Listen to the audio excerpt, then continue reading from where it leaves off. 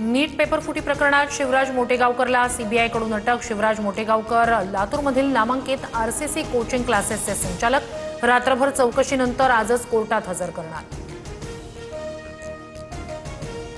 पुण्यातील modern college बाहेर निषेध नोंदवणाऱ्या एनएसयूआयच्या आंदोलकांची धरपकड। याच कॉलेजची प्राध्यापिका आणि नीट प्रकरणातील आरोपी मनीषा मांढरेचा निषेध।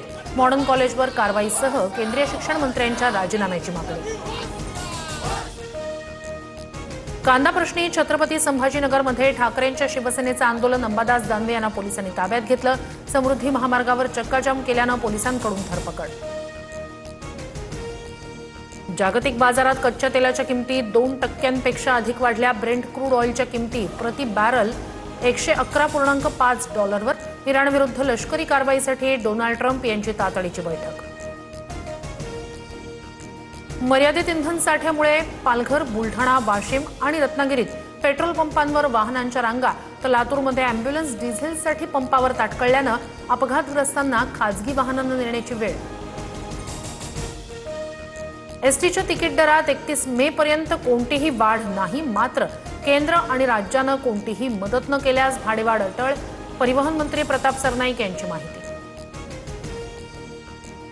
जोपर्यंत न्याय मिळत नाही तोपर्यंत बोलत राहणार। पक्षचिन्हाच्या सुनावणीवर संजय राऊत यांचं वक्तव्य। माध्यमांमधल्या वक्तव्यांबद्दल 2 दिवसांपूर्वीच सुप्रीम कोर्टानं ठाकरेंच्या शिवसेनेला सुनावलं होतं। बंधू अशोक खरातनं बेनामी खात्यातून 3 महिन्यात 52 कोटी काढले। बांधकाम व्यावसायिक जासूद आणि परब विरोधात गुन्हा दाखल केल्यानंतर पैसे काढल्याची माहिती।